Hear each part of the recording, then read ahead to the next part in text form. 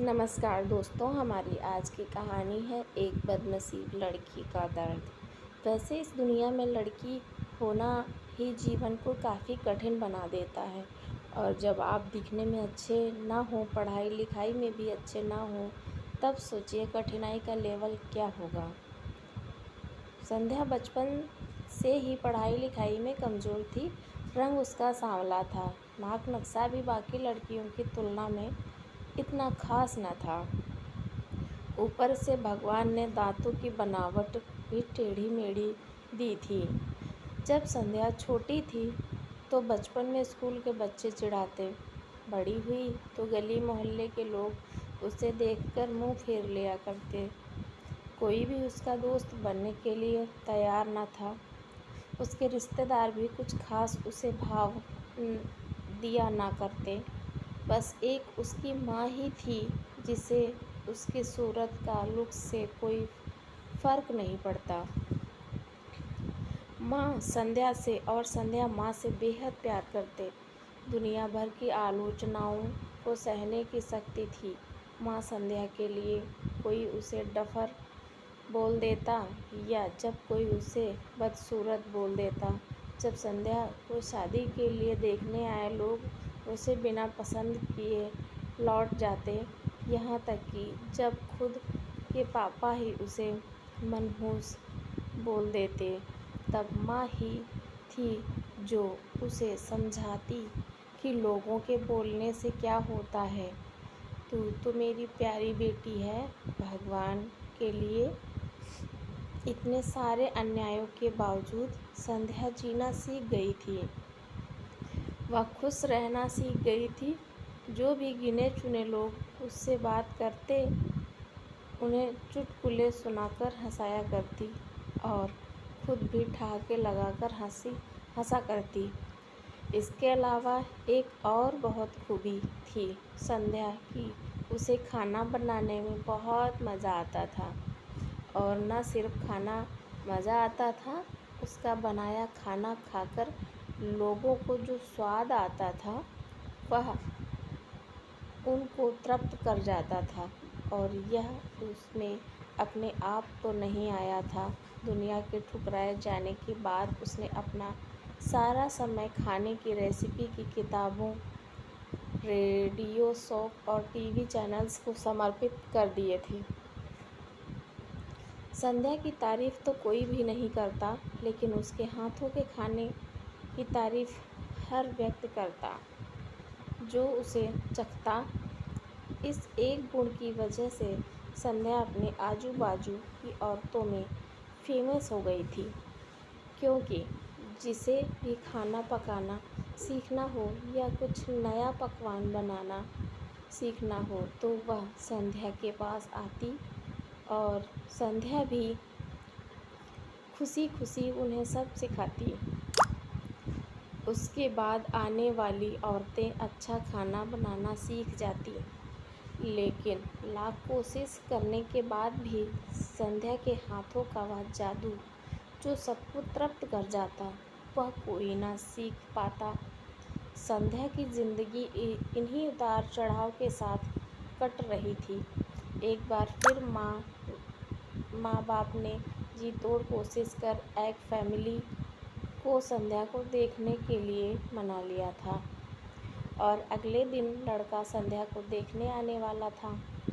संध्या को इस बात की खबर होने पर वह दुखी और गुस्सा हो गई थी कि बिना उससे पूछे पता नहीं क्यों माँ बाप लड़कों को बुला लेते थे और उसका मजाक बना देते थे। माँ ने संध्या को समझाया था कि ऐसा ही होता है, कोई भी बेटी अपने माँ बाप के यहाँ हमेशा नहीं रहती, उसे एक दिन शादी करके जाना ही पड़ता है। अगले दिन संध्या सुबह सुबह ही लड़के वालों के आने से पहले ही सज संवर कर कहीं निकल गई थी। उस दिन लड़के वाले घर आए, माँ बाप को बहुत खरी खोटी सुनाकर गए थे। वैसे भी पापा को संध्या पर हमेशा ही गुस्सा रहता था, लेकिन उसकी इस हरकत ने उसको गुस्से से पागल कर दिया। उस दिन पापा ने संध्या का सारा गुस्सा माँ पर कहकर कि वह मनहूस बेटी को जन्म देकर भी तुम्हारा मन नहीं भरा था, इसलिए उसको लाड़ प्यार देकर सर पर बिठा लिया है।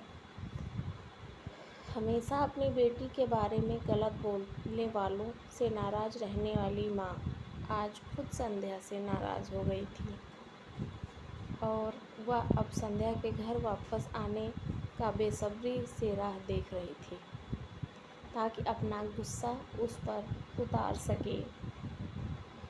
सूरज ढलने से पहले संध्या घर लौट आई थी। उसके चेहरे पर एक अजीब खुशी सी थी। हाथों में एक चेक था और एक सर्टिफिकेट भी। संध्या माँ से कुछ कहना चाहती थी, लेकिन इससे पहले कि संध्या अपने मुंह से एक भी शब्द कह पाती, माँ ने उसे खरी खोटी सुनाना शुरू कर दिया। गुस्से में माँ बोलते बोलते इतना कुछ बोल गई कि संध्या ने कभी सपने में भी नहीं सोचा था। माँ ने कहा, बाकी सभी लोग सही थे, तुम सच में मनहूस हो। तुम्हारी वजह से हर कोई परेशान है। अच्छा होता जो तुम पैदा होते ही मर जाती। यह दिन न देखना पड़ता हमें। गुस्से में बड़बड़ाती और सब्जियां काट रही माँ ने एक बार फिर संध्या की तरफ नहीं देखा था। संध्या माँ की बातें किसी पत्थर की मूरत की तरह सुन रही थी। पत्थर की ऐसी मूरत जिसके शरीर में तो जान ना हो, लेकिन आंखों में आंसुओं की धारा बह रही हो। संध्या ने माँ से, माँ क्या सच में तुम भी चाहती हो कि मैं मर जाऊं?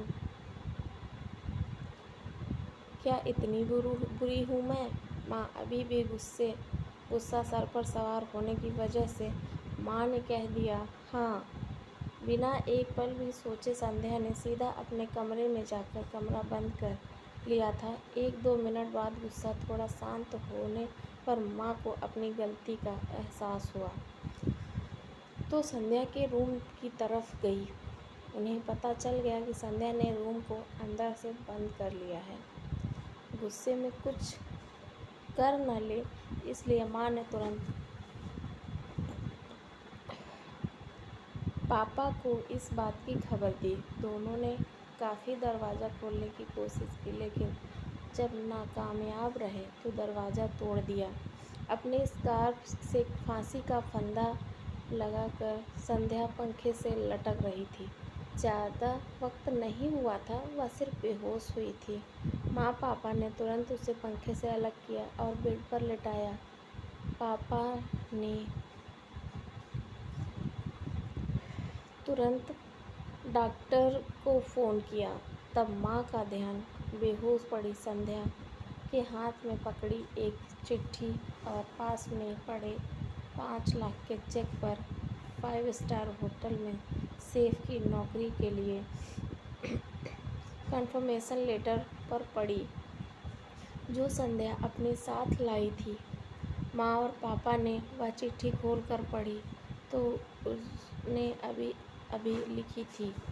चिट्ठी कुछ इस प्रकार थी, मम्मी और पापा, मैं जानती हूँ मेरे जन्म से लेकर आज तक दिन तक मैंने ऐसा कुछ भी नहीं किया है जिस पर आप गर्व कर सकें, लेकिन मैं आपको बताना चाहती थी कि आज मैं खाना पकाने के नेशनल लेवल कंपटीशन को जीत चुकी हूँ और यह 5 लाख का चेक मुझे प्रथम स्थान पर आने के लिए मिला था, जिसको मेरा खाना इतना पसंद आया था कि उन्होंने मुझे एक बहुत बड़े होटल में बतौर मास्टर शेफ की नौकरी के लिए कंफर्मेशन लेटर ही दे दिया था। पूरी दुनिया मेरे खिलाफ है, मुझे इस बात का कभी भी फर्क नहीं पड़ा था और न ही बाबूजी की कड़वी बातें मैंने अपने दिल पर ली थी, क्योंकि मैं जानती थी बाहर से सख्त दिखते हैं मेरे बाबूजी, अंदर से तो मुझे प्यार ही करते थे। प्यार ना करते होते तो बिना मांगे मुझे कपड़े मिठाइयाँ, पटाखे ये सब ना ला कर देते। माँ के प्यार को कोई क्या बयां कर सकता है। मेरी माँ मेरे लिए मेरी सारी दुनिया थी।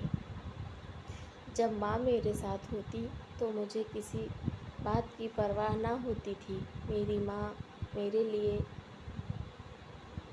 मुझे किसी की और की ज़रूरत ना थी। मेरी माँ मेरे साथ नहीं है तो मेरी दुनिया मेरे साथ नहीं है। इसलिए मैं आज दुनिया को ही अलविदा कहकर जा रही हूँ। मैं जानती हूँ आपने कभी न कभी भगवान से दुआ ज़रूर मांगी होगी कि अगले जन्म में मेरे जैसी औलाद न मिले। लेकिन मैं हमेशा यह प्रार्थना करती थी कि अगले जन्म में तो क्या, मेरे हर जन्म में मुझे आप जैसे माता पिता मिले। और आज भी प्रार्थना करके उसी भगवान के पास जा रही हूँ। चिट्ठी पढ़ते पढ़ते माँ और पापा सर से पाँव तक पछतावे में डूब गए थे और बेहोश पड़ी संध्या के सर पर हाथ फेरते हुए फूट फूट कर रो रहे थे। दोस्तों, पूरी कहानी पढ़ने के लिए धन्यवाद। मैं जानती हूँ यह कहानी आपके दिल को छू गई। मैं उम्मीद कर सकती हूँ कि अब आप जाने अनजाने में किसी भी व्यक्ति का अपनी बाहरी लुक्स की वजह से दिल नहीं दुखाएंगे। धन्यवाद। आशा करती हूँ दोस्तों हमारी कहानी आपको अच्छी लगी होगी।